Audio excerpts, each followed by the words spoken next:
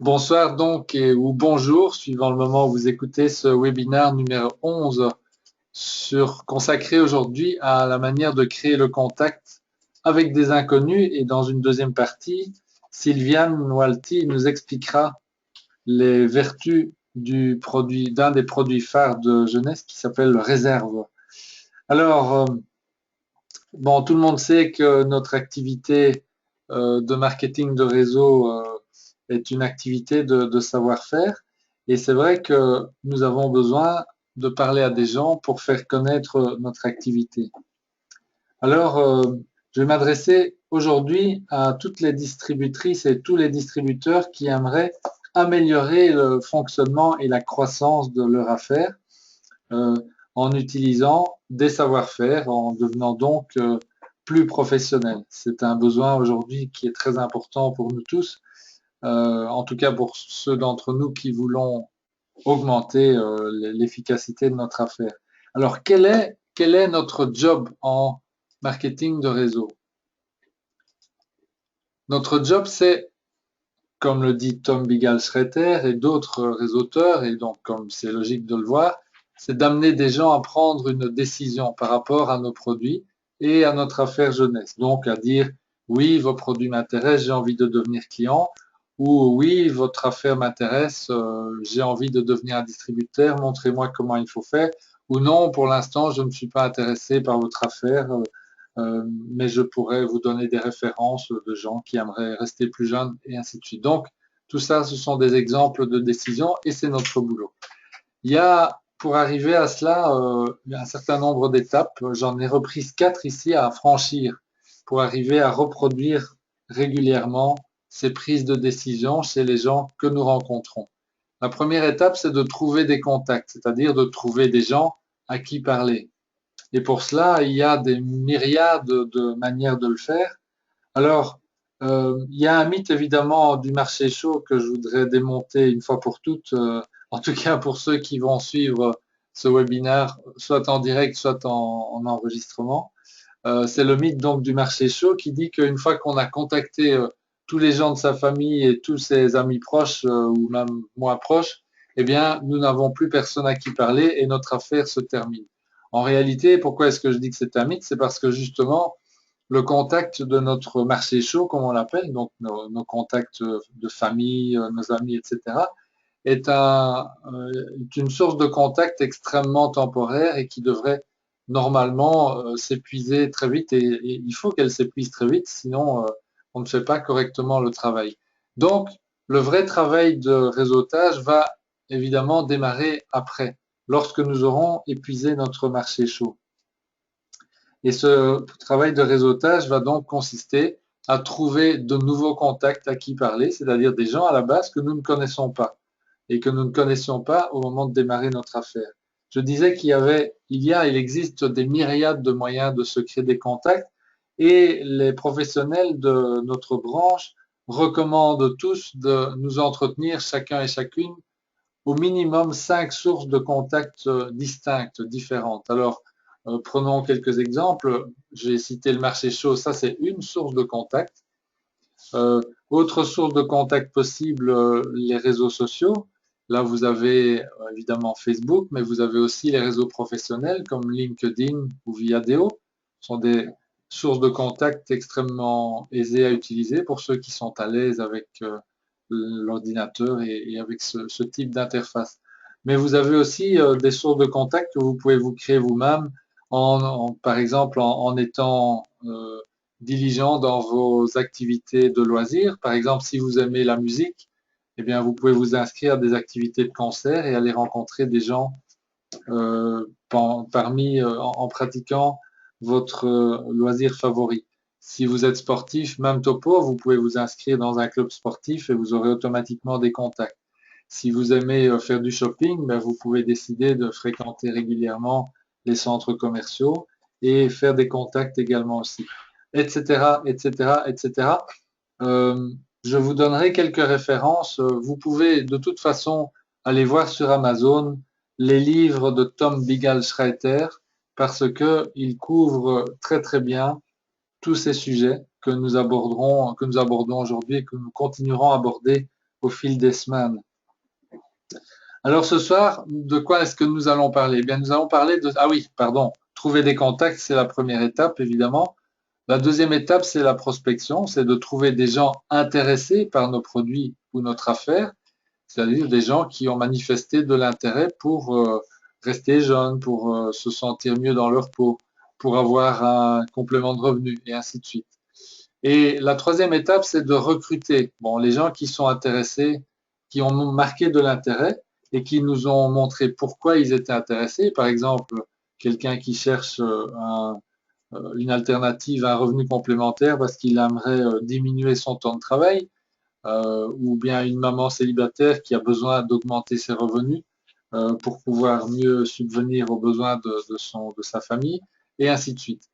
Donc ça, c'est le recrutement, c'est de faire entrer des gens dans notre affaire. Et puis, la dernière étape de notre métier, c'est de former les gens qui sont nos partenaires, de former nos partenaires. Former à quoi? Eh bien, tout simplement à pratiquer les étapes 1, 2, 3 et même 4, former à former. Voilà donc le cycle, l'ensemble des actions répétitives que nous avons à faire pour atteindre notre but qui est de développer un réseau de distribution.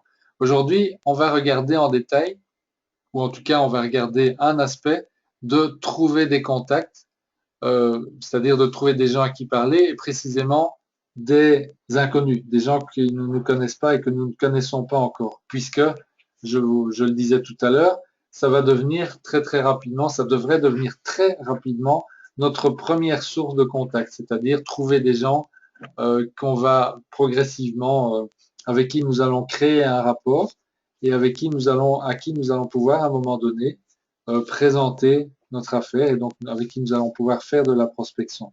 Mais au départ, il faut créer le contact. Alors, comment faire ça? Ben, je vais d'abord commencer par vous montrer ce qu'il ne faut pas faire. Et pour ça, en fait, je voudrais vous raconter l'histoire du jeune célibataire qui décide un jour, parce que c'est le bon jour pour lui, il dit, bon, ben là maintenant, j'ai décidé, je vais aller trouver, il faut que je me trouve une épouse. Et notre ami célibataire, il sort dans la rue et il fait très beau et il commence à se promener. Et à un moment donné, il croise une jeune femme qu'il trouve à son goût et il l'interpelle et il lui dit Mademoiselle, est-ce que vous voulez m'épouser? Évidemment, la demoiselle n'en demande pas son reste, elle prend ses jambes à son cou et elle s'enfuit. Et lui, il se demande tiens, mais qu'est-ce que j'ai fait de mal? Peut-être que je n'ai pas demandé, je n'ai pas posé ma question avec assez d'insistance. Donc, il continue son chemin et quelques minutes plus tard, il croise une autre jeune femme qui lui paraît aussi à sa mesure. Et puis, il s'adresse à elle, il l'interpelle et lui dit Mademoiselle, est-ce que vous aimeriez m'épouser? Et forcément, la réaction est encore plus vive que la première fois. Euh, et lui, il se dit mais qu'est-ce qui se passe? Qu'est-ce que j'ai fait de mal? Est-ce que je suis pourtant bien habillé? Voilà, je sens pas mauvais. Là, j'ai soigné mon haleine, etc. J'ai pris une douche ce matin. Euh, j'ai même un badge ici, là, à ma ceinture, qui montre que j'ai un emploi.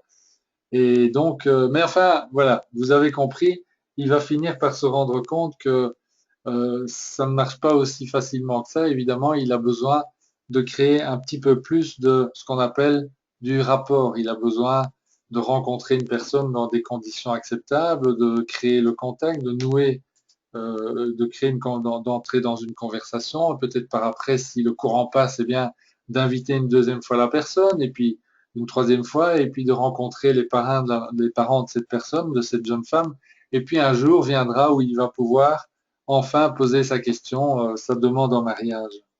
Alors maintenant, c'est à moi de vous poser une question. Est-ce que ça vous est déjà arrivé de vous rendre compte ou pas que vous étiez un petit peu trop rapide dans la présentation de votre affaire à quelqu'un, de demander à quelqu'un s'il aimerait acheter vos produits ou s'il aimerait rentrer dans votre affaire. Je ne sais pas vous, mais moi, c'est vrai que pendant tout un temps, ça m'est arrivé plus d'une fois et je comprenais pas trop pourquoi les gens se détournaient. pourquoi il ne rappelait plus, pourquoi il ne décrochait plus le téléphone quand je l'ai rappelé et ainsi de suite. Eh bien, c'est très très simple. En fait, c'est tout simplement parce que si nous sommes trop rapides par rapport au rythme de notre interlocuteur, eh bien, nous allons briser le rapport. Qu'est-ce que c'est le rapport? En fait, c'est tout simplement le degré de confiance qui existe entre deux personnes, le degré de confiance et de croyance dans la légitimité de l'autre personne et des paroles qui sont échangées. Donc, comment est-ce que nous pourrions faire pour, on va dire, rencontrer des inconnus et puis parler à des inconnus et puis réchauffer progressivement le contact jusqu'au moment où nous allons être en position d'éventuellement créer de l'intérêt et faire en sorte alors que notre contact nous demande plus d'informations et donc rentrer là dans la deuxième étape de notre processus, c'est-à-dire l'étape de prospection. Voilà, alors, donc je pense que ça vous est déjà quand même si, si vous faites vos débuts dans ce genre d'affaires, ça vous est déjà arrivé d'adresser la parole à des inconnus, d'avoir une conversation conviviale, et puis euh, de vous retrouver en situation où la personne a finalement, parce que vous avez eu le temps finalement d'évoquer un minimum de choses par rapport à votre affaire, et la personne a marqué un certain intérêt. Et est-ce que ça vous est déjà arrivé dans ce cas-là de donner votre carte de visite à votre contact en lui disant, ben voilà, dès que possible, rappelez-moi et je vous donnerai plus d'informations. Voilà. En tout cas, moi, j'ai fait cette erreur assez souvent au début parce que, ben oui, quand le rapport se crée entre deux personnes, ben, ça veut dire qu'il y a aussi de la confiance et donc, quand quelqu'un vous dit que oui, il est bien intéressé, il aimerait bien en savoir plus sur votre concept, vous lui donnez votre carte, il rentre chez lui et vous allez espérer que cette personne va vous rappeler. Mais je suis obligé de vous dire, si vous n'avez pas encore expérimenté par vous-même assez souvent, que cette situation n'arrive pratiquement jamais. Pourquoi elle n'arrive jamais? Mais tout simplement parce que ben, les gens ne sont pas en mesure en général même de se rappeler la conversation que vous avez eue avec eux. Ils ont leur vie qui se déroule et donc ils ne vous rappellent pas. Même si votre carte de visite traîne sur un morceau de un coin de leur armoire ou de leur table de bureau pendant plusieurs semaines, eh bien, à un moment donné, cette carte va disparaître et ils ne s'en serviront pas. Alors, que faire par rapport à ça? Ben voilà un moyen professionnel simple pour échanger vos coordonnées de contact. Et pour le faire, en fin de conversation. En fin de conversation, c'est-à-dire qu'au départ, ben, vous avez noué. Comment est-ce que vous avez noué la conversation? Ah ben voilà, il me semblait bien que j'avais un transparent qui manquait parce que j'étais déjà bien avancé là. Bon, la première chose à faire, évidemment, pour parler à des inconnus, c'est déjà de vous mettre en situation de rencontrer du monde. Je l'ai dit tout à l'heure, il y a une myriade de possibilités. Euh, une deuxième chose qu'il m'a fallu apprendre aussi, parce que c'est pas quelque chose que la plupart d'entre nous faisons de manière naturelle. Certains le font, mais peu. Certains le font de façon naturelle, mais la plupart des gens ne le font pas. C'est de créer le contact, d'apprendre à créer le contact visuel et à sourire. Alors, c'est plus ou moins facile pour quelques personnes, c'est un peu moins facile pour d'autres. C'est juste d'y penser, hein, bien sûr, au départ, et puis de le faire. Donc ça va être un excellent moyen de créer une accroche, si vous voulez, avec quelqu'un. La troisième chose à faire, c'est bien entendu, c'est d'engager la conversation, hein. Il faut pouvoir parler à la personne, il faut que la personne puisse vous parler aussi. Et là, ça peut se faire de façon totalement banale, hein. Il n'y a aucun problème, on n'a pas besoin d'outils sophistiqués pour entrer en conversation avec quelqu'un. Hein, il fait beau aujourd'hui, vous venez souvent faire vos courses ici. Ben, j'ai rarement vu autant de monde, j'ai rarement vu si peu de monde dans cet endroit. Et vous? Oh, mais quel âge a à votre fils? Il est mignon, etc. Ou votre petit chien, enfin, tout ce que vous voulez. Ce sont des moyens extrêmement banals, banaux, oui, voilà, pour entamer une conversation. Et à partir de là, ben, si le courant... Alors, il peut arriver que la personne n'ait pas envie de parler, hein, ben, faut l'accepter aussi. Ça vous arrivera plus d'une fois. Bon, simplement respectez-le. C'est normal que des gens n'aient pas envie de parler. Dieu sait ce qui s'est passé dans leur journée. Mais si vous tombez sur quelqu'un qui est ouvert à la conversation, à ce moment-là, avec un peu de pratique, vous allez pouvoir assez rapidement, disons, échanger des informations intéressantes, surtout si vous êtes en mode écoute et en mode donc question, écoute. Et voilà, la plupart des gens adorent pouvoir parler d'eux-mêmes. Et si vous êtes devenu bon dans cet art de mener une conversation, eh bien, vous aurez beaucoup d'informations en très peu de temps sur les gens avec qui vous entamez une discussion, une conversation. Maintenant, ce que la plupart d'entre nous, la plupart des réseauteurs ont du mal à faire au départ, c'est de faire ce qu'on pourrait appeler une transition entre la conversation, je vais dire, normale, courante, et puis arriver à un moment donné, avant de se quitter, à demander les informations de contact. Donc c'est là que j'en étais il y a 2 minutes. Et là, évidemment, il y a, c'est ce que je disais tout à l'heure, l'erreur fatale à éviter, c'est simplement de croire que la personne va revenir vers vous si vous lui donnez votre carte de visite. Elle ne reviendra pas vers vous, sauf extrêmement rare exception. Euh, et donc voici un moyen professionnel. C'est là où j'en étais il y a 2 minutes. Un moyen professionnel pour échanger vos coordonnées de contact. Alors voilà, vous êtes en fin de conversation, il est temps de se quitter. Et au moment de vous en aller, ben, vous vous retournez vers votre contact et vous lui dites, au fait, nous devrions peut-être nous devrions échanger nos coordonnées. Laissez-moi prendre mon téléphone. Quel est votre numéro de téléphone portable? Et au fait, je m'appelle Luc Griffet et vous êtes? Et donc là, vous obtiendrez normalement, dans la plupart des cas, l'information et vous quitterez la personne en disant ça, par exemple, je suis très heureux d'avoir fait votre connaissance. Au revoir. Donc là, l'élément professionnel, au fond, qui permet la transition, c'est l'expression au fait.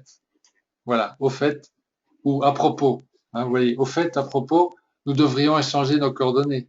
Laissez-moi prendre mon téléphone et ainsi de suite. Donc, ça, c'est vraiment les mots magiques qui vont vous permettre, avec un petit peu d'habitude et un petit peu de pratique, un petit peu d'audace aussi, un tout petit peu d'audace, pas beaucoup, hein, parce que vous allez voir que les gens ils sont ouverts à ça. Si vous avez établi un bon rapport, bien entendu, dans la phase préliminaire de la conversation. Si le rapport n'a pas été bon, c'est même pas la peine d'y penser. Mais si vous avez eu un excellent échange, que vous avez été à l'écoute de votre contact, eh bien, si vous transitez, si vous terminez par cette expression, au fait, nous devrions échanger nos coordonnées, au fait, quel est votre nom, au fait, est-ce que c'est OK d'échanger nos coordonnées? Voilà. Vous êtes à ce moment-là en mesure d'obtenir les coordonnées de votre interlocuteur. Donc, je répète, c'est à vous de les obtenir. Alors, nous avons un truc très, très facile et très, très astucieux qui nous a été transmis par Marc Januszewski.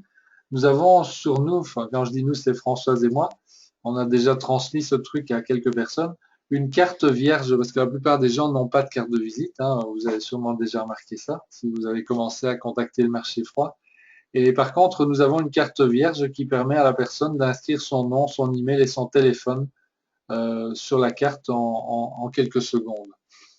Et bien voilà, donc moi ce que j'ai envie de vous dire, eh bien entraînez-vous à faire des contacts dans différentes situations, créez-vous des occasions de rencontrer des inconnus et puis lancez-vous et vous allez voir que votre affaire va se peupler de plus en plus de prospects au fur et à mesure que vous allez pratiquer ces exercices. Deux références pour terminer, qui sont des livres de Tom Bigal-Schreter. Je m'excuse du flou des couvertures, mais je vais vous dire les titres. Donc, ça s'appelle Les brise-glaces. Ce sont des formules aussi pour amener vos contacts à être intéressés par ou à vous demander de faire une présentation, à parler de ce que vous voulez lui donner comme info. C'est un livre de Tom Bigal-Schreter et un autre livre de Tom Schreter s'appelle Confiance, crédibilité, influence et connexion. C'est un livre aussi très concret, très pratique. Tous les bouquins de Tom Schreter sont très pratiques, hein, je vous les recommande. Et ils sont bon. Ici, j'ai choisi 2 livres en français. Il y a plein d'autres livres en anglais aussi. Ce sont des bouquins qui se lisent en 1 heure ou 2 et qui sont directement applicables sur le terrain. Ils ne sont pas tous traduits en français, malheureusement. Si vous êtes bon en anglais, vous pourrez accéder à tous les autres aussi. Ces deux-ci sont vraiment axés sur le contact vers le marché froid. Et donc, je vous les recommande très chaudement. Ils coûtent pas cher, hein. Vous pouvez même les avoir en format Kindle pour moins de 5 euros sur Amazon. Voilà, je vais d'urgence passer la parole maintenant à notre amie Sylviane.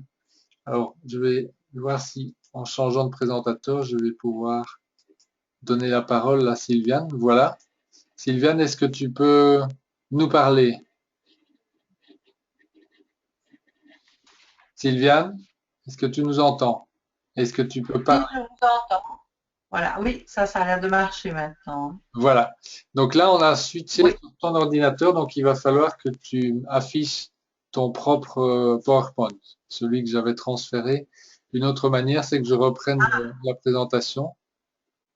oui, parce que je crois que Maurice n'est pas prêt avec ça. Je crois qu'il n'avait pas compris ça comme ça. Mais Ok. bon, Écoutez, c'est pas pendant grave. qu'il Tu vas pendant certainement qu'il me guider. Hein, voilà, donc on va parler tu vas nous parler du réserve, produit phare de jeunesse, et donne-moi tes instructions. Je vais avancer au fur et à mesure. ok, on fera comme la fois passée. Voilà. C'était bien. À toi de jouer. Merci. Ok, ben bonjour à tous et à toutes. En fait, pour démarrer cette session, j'ai décidé de parler de réserve parce que pour moi, le réserve, c'est un des produits que tout le monde devrait avoir, du plus jeune au plus vieux. Toutes les personnes dans la famille devraient pouvoir consommer ce réserve. Et en fait, pourquoi? Bien, je vais peut-être faire un résumé de ce qu'est la société jeunesse. Rassurez-vous, ça va aller super vite. En fait, on a vraiment comme objectif avec les produits jeunesse, c'est d'améliorer notre santé, notre corps, donc retrouver la jeunesse en travaillant au niveau cellulaire et en réparant l'ADN. Et donc, dès qu'on emploie toute cette gamme de produits et spécifiquement le réserve, eh bien, on va travailler sur cette réparation de l'ADN. Tu peux passer à l'autre dia, s'il te plaît, Luc, merci. Donc voilà, ça c'est comment est-ce que je vais dire ça? Le résumé de tous les produits que l'on a chez Jeunesse, vous les connaissez, etc. Donc nous, on va commencer par réserve, qui est celui qui va vraiment renforcer notre système immunitaire. Pour la petite histoire, il faut savoir une des choses, tu peux passer à la 15, Luc, si tu veux bien. Celle-ci? Voilà, la composition, non la suivante. Voilà, tout ça, bon, ok. En fait, il faut savoir comment est-ce que ce produit a été construit. Eh bien, parce qu'on était vraiment dans une recherche d'avoir sous un faible volume, de prendre ça de manière très rapide, très facile, d'avoir tous les antioxydants qui étaient disponibles, la majorité des antioxydants les plus puissants qui étaient disponibles sur le marché pour améliorer vraiment notre santé. En fait, il faut savoir que dans le réserve, il y a un ingrédient principal qui s'appelle le resveratrol. Alors, faut pas faire, faut bien, il faut le dire quelquefois pour les nouveaux, resveratrol. C'est un ingrédient qui va se trouver dans la peau du jus de raisin rouge. Et cette forme que Jeunesse a choisie par rapport aux formes que on peut trouver du resveratrol en gélule, etc. Mais la forme sous forme de gel, comme Jeunesse l'a choisi, c'est la forme la plus biodisponible. Donc tous les antioxydants se trouvant dans le petit sachet réserve vont être assimilés à plus ou moins 90% comparativement aux gélules qui sont en général entre 20 et 25%. Donc maintenant, à quoi est-ce que ça va servir tous ces ingrédients-là? Eh bien, on va le voir un petit peu en détail. En fait, le resveratrol est comme je disais, un antioxydant puissant, contient des polyphénols aussi, et ça va donc soutenir notre système cardiovasculaire, tout notre système circulatoire. Ça va soutenir notre cœur, ça va faire en sorte que il va être beaucoup plus, on va renforcer notre cœur avec ce polyphénol et ça va aussi nous permettre de vivre plus longtemps. pour une raison aussi bien spécifique, c'est que peut-être que ça vous avez entendu les différentes études qui ont été faites sur les personnes qui vivaient de manière avec qui avaient un long temps de vie, qui vivaient centenaires, mais il y a plusieurs phénomènes qui les rassemblaient tous. Un des phénomènes était qu'ils mangeaient de manière très simple et aussi des quantités justes. Et que nous, dans notre alimentation actuellement ici, dans notre société, on mange à peu près 40% en trop. Je dis bien 40% en trop. Et donc, les études qui ont été faites étudiaient que si on diminuait vraiment notre quantité de nourriture, donc on ne parle pas de qualité, on parle de quantité, eh bien, on améliorait notre durée de vie à peu près de 20%. Et bon, on est tous pareils, enfin en tout cas les gourmands gourmets, quand quelque chose nous plaît, c'est difficile de nous arrêter. Eh bien la bonne nouvelle, c'est qu'avec le réserve, eh bien c'est une des choses qui va se passer, c'est que vous allez être plus vite rassasié et qu'on va sentir que l'on va avoir besoin de manger des moins grandes quantités. Ça c'est un des premiers avantages du réserve et surtout de resveratrol. Dans les autres composants, il y a les cerises noires. Les cerises noires sont des petites cerises sous la photo, il y a les cerises rouges, mais c'est vraiment les cerises noires qui sont dans ce fameux réserve. Ça va nous aider principalement au niveau de la régulation des sucres dans notre corps. Et donc, ça va aussi nous aider à maintenir le bon taux de cholestérol. Donc, vous savez qu'il y a du bon et du mauvais cholestérol, mais ici, ça équilibre le bon taux de cholestérol. Et c'est aussi un anti-inflammatoire puissant. Donc, le réserve est aussi intéressant pour les personnes qui ont souvent des douleurs diverses, tendinites, etc. Donc, toutes les maladies en NIT, vous l'avez déjà entendu dire. Un des composants qui va nous aider, c'est ce fameux jus de cerise noire. Il y a aussi, on va le faire dans l'ordre de la fiche ici, de la purée de myrtille. Je crois que tout le monde sait maintenant que la myrtille est un des aliments qui va aider pour la vue. Donc, on va voir que la vue va progressivement s'améliorer. Et ça aussi, le myrtille a une capacité de lutter contre le stress oxydatif. En fait, le stress oxydatif, c'est quoi? C'est le stress que nous avons, mais les stress peuvent être tout à fait différents. Il n'y a pas une bonne luminosité, vous n'êtes pas assis sur la bonne chaise, il fait trop chaud, il fait trop froid. Tout ça, pour le corps, c'est un stress. Et qu'est-ce qui se passe dans notre corps? Eh bien, notre corps s'oxyde parce qu'on n'est pas dans les conditions optimales. Donc, la myrtille, elle va pouvoir nous aider à mieux gérer ce stress. En fait, c'est un peu ça que ça veut dire. Alors, à part ça, il y a aussi la pomme grenade. La grenade, qui est mûre là bien pour le moment, c'est utile principalement pour la santé du cœur. Donc, de nouveau, elle contient des antioxydants, des polyphénols, etc. Il y a de l'extrait de thé vert. Alors le thé vert, c'est ce à quoi on accorde la longévité des peuples asiatiques. Ils boivent énormément de thé vert et le thé vert a vraiment cette faculté de faire en sorte de manger nos graisses, on va dire ça comme ça, de soutenir le système immunitaire et de faire en sorte qu'on ait envie de moins manger. Pour la petite histoire, le thé vert, si vous avez besoin de boire quelque chose en mangeant, c'est la meilleure boisson qui existe en mangeant. Le thé vert peut être vraiment intéressant pour réguler les graisses que nous mangeons dans notre alimentation aussi. Un autre composant, c'est la saille. Donc la saille, c'est une petite baie qui vient de la forêt amazonienne. Eh bien, cette saille, c'est une source naturelle de vitamine C, comme la myrtille aussi, mais elle est vraiment très, très concentrée.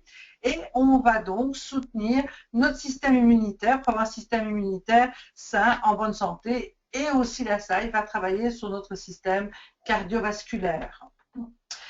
Il y a l'aloe vera, là je dois pas, il y a des bouquins entiers sur l'aloe vera. Là, ça va aider pour tout ce qui est, de nouveau, renforcer le système immunitaire, mais aider notre système digestif. Donc on va voir que les personnes qui ont ce qu'on appelle de l'acidité, hein, de l'acidose, le brûlant, comme on appelle ça parfois, eh bien en prenant du réserve, ça va vraiment bien aider à rééquilibrer cette acidité qui vient naturellement. Quand on mange des choses trop sucrées, qu'on boit trop de café ou qu'on fume trop de cigarettes ou des choses comme ça. Puis le jus de raisin, bon, bah, on connaît bien toutes les propriétés du jus de raisin. Il y a du jus de raisin, mais il y a aussi les pépins de raisin qui sont un producteur intéressant de tout ce qui est acides gras, polyinsaturés. Eh bien, ça, vous trouvez tout ça dans les réserves. Donc là, tu peux passer à l'autre, Luc, si tu veux. Je regarde le temps. Oui.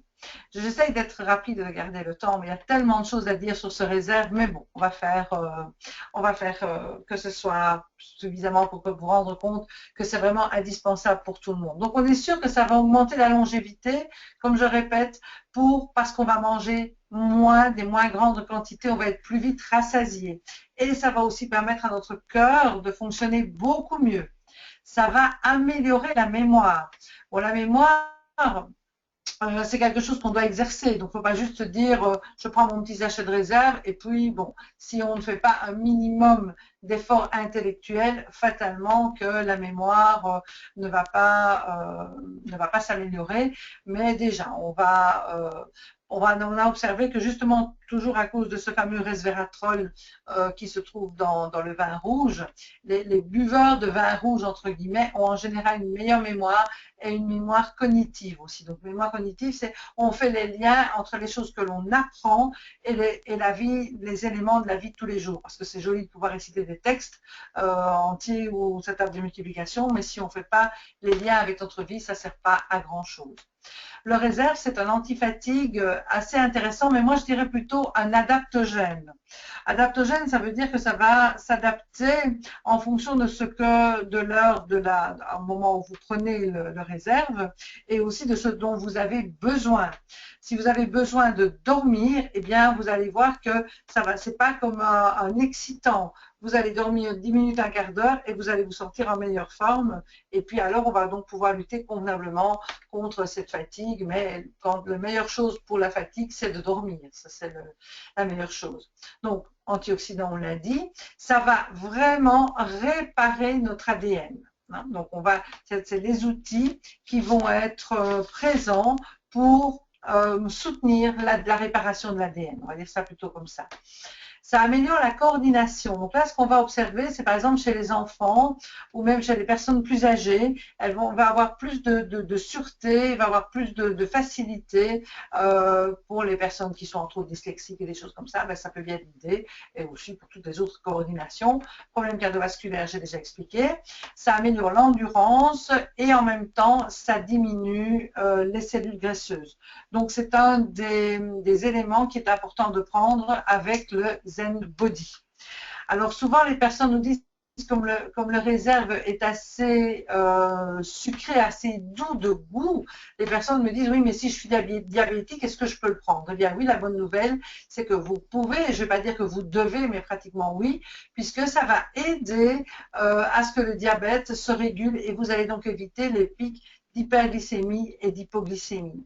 Donc vous voyez que ce réserve est vraiment fait pour tout le monde, tout le monde à partir de 7, 8, 9 ans jusqu'à sur notre lit de mort, on peut prendre notre petit sachet de réserve. Alors, pour moi, je trouve que Jeunesse a fait ça vraiment super bien, dans le sens où qu'on soit n'importe où, on peut facilement l'avoir avec nous.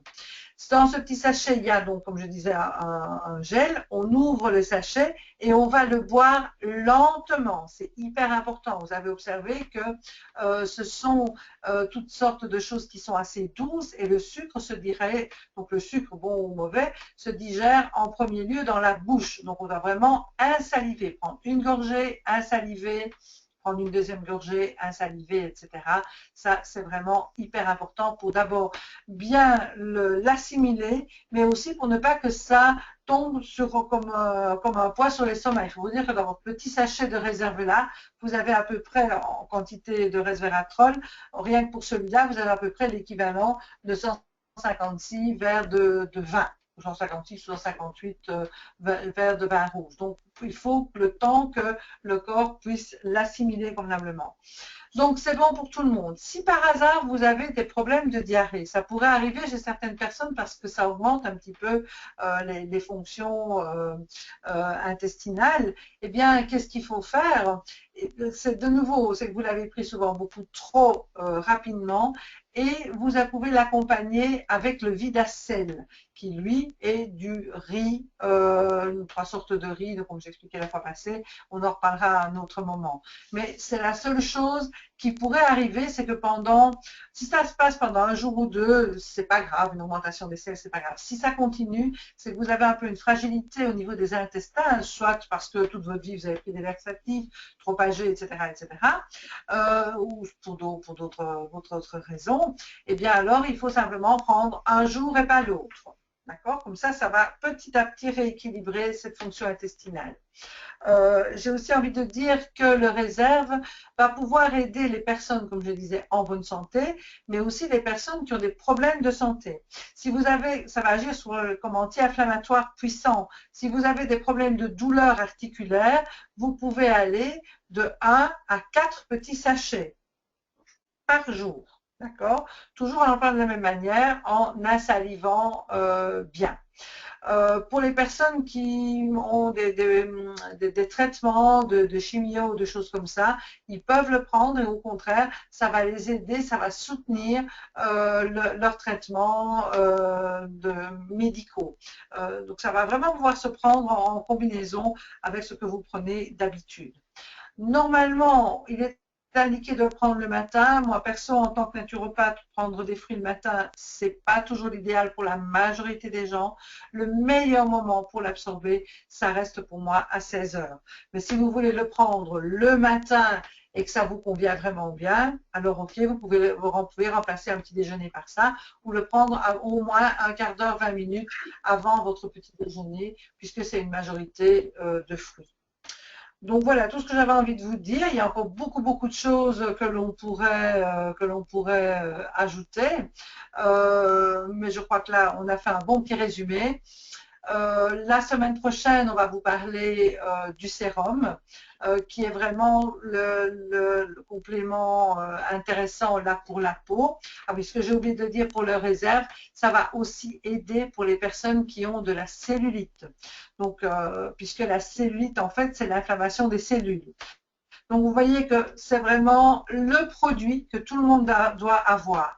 Et la bonne nouvelle, c'est qu'on peut l'avoir. C'est un des deux produits que l'on peut prendre quand on fait, quand on parraine quelqu'un en tant que client privilégié. C'est un des deux produits qui va vous permettre par la suite, si vous avez deux clients privilégiés, d'avoir 50 $ ou 2 sérums gratuits. Donc, ça vaut vraiment la peine de le promotionner à n'importe quel âge. Je vous conseille d'en parler, de faire goûter. Et de cette manière-là, les gens vont vraiment trouver, comme sur la dia ici, c'est vraiment un goût très savoureux. Il ne faut pas le mélanger à quelque chose d'autre, il faut vraiment le prendre tel quel. Voilà, c'est tout ce que j'avais à dire. J'ai dépassé un petit peu, mais c'est pas trop grave. Merci beaucoup, Sylvia. Merci beaucoup avec ça reprend voilà. Très bien. Il y aura d'autres occasions, évidemment, de compléter cette information précieuse que tu nous donnes là, puisqu'on va reproduire ces webinaires toutes les semaines. Et d'ailleurs, la prochaine fois, on va aborder, en plus du sujet du sérum, il y aura aussi le sujet de la manière de comment susciter l'intérêt chez nos contacts. On a vu aujourd'hui comment ouvrir le contact, et bien la fois prochaine, ça va être comment susciter l'intérêt chez nos contacts et faire en sorte qu'ils nous demandent dans 100% des cas une présentation de notre affaire ou de nos produits. Je vous souhaite une super soirée ou une super journée, suivant que vous êtes en direct ou que vous écoutez cet enregistrement. Et je vous dis à la prochaine fois. Merci de votre présence et à bientôt. Au revoir.